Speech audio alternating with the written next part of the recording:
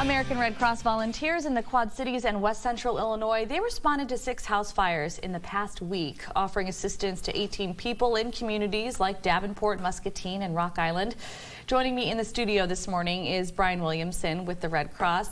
Brian, welcome. Thanks for being here. Glad to be here. Thanks for having me. Well, it does seem like a lot of people that you guys are helping out in just 1 week's time. I know we go through different cycles and spurts where that happens, but talk a little bit about what the Red Cross and Red Cross volunteers can really help out with in this time of need. Sure. So Red Cross volunteers are there to help folks with their immediate needs following a disaster. Home fires are actually the most frequent disaster that we respond to, and so that may be sometimes just, being there to listen to somebody, but it's also, helping with financial assistance for a temporary place to stay, giving them something to eat, and then also, mental health services as needed, but really just being there right after a disaster to make sure that we can help. All different types of support being offered by the Red Cross. And you guys also offer a lot of preventative safety tips, and that's kind of what we're talking about today. It's going to be time to celebrate Independence Day. Now, we're going to start with fireworks. According to the Red Cross, the safest way to enjoy them is just to let the professionals do it.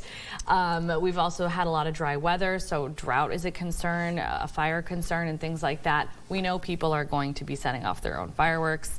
Either way, we can't help that. So you guys kind of provided some safety tips and some steps for people.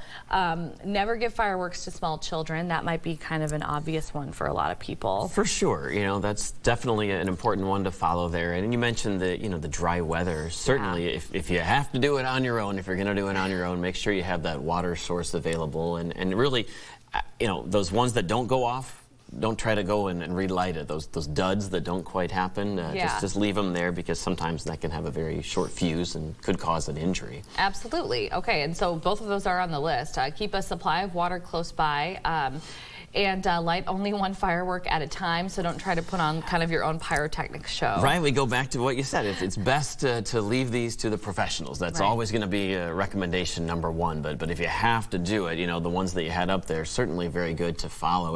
We want everybody to enjoy 4th of July. You just want to do it safely, that's all. Yeah, absolutely. One of the other ones on the list is just making sure that you're storing them in kind of a cool, dry place. I think a lot of people will pick up the fireworks, they'll put them in the trunk, it'll be 95 degrees outside, and that'll also maybe just something to keep in mind if you're purchasing your own. Absolutely. It's always best to be as safe as you possibly can, and again, if you can, just leave it to the pros. That's why they're pros, right? Yeah, exactly. Well, let's talk about grilling. So that is something, it's a big grilling weekend, and you guys have some different tips when it comes to being safe on the grill, keeping it out in the open. I mean, I think we had as early or as recent as last summer or something like that, where somebody actually had the grill like inside the house. I don't know. Never a good idea to do that. And a lot of times you will see where grills are just right next to a outside wall of a home or underneath an awning, and that's unfortunately not the safest route to go. We just talked about home fires being the top disaster that we respond to, and that's the last thing we want, is for your 4th of July barbecue to turn into a home fire. So definitely leave that grill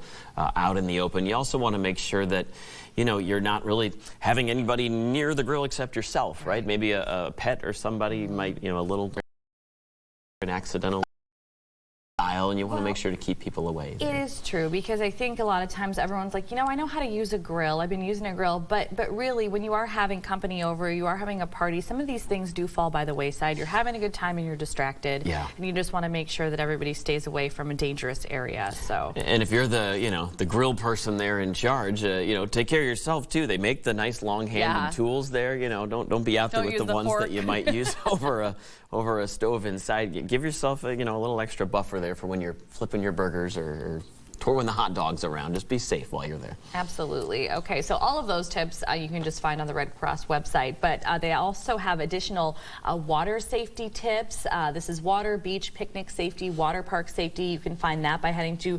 redcross.org/water safety. Also, we started off with home fires when you first started the segment, redcross.org/fire. And this one is important. So if anybody that needs help after a house fire or any type of disaster, you can always call 800 Red Cross. Brian, thank you so much for being here today and talking with us. My pleasure, and happy 4th to yourself and to everybody out there too. Yeah, some great reminders, so thank you.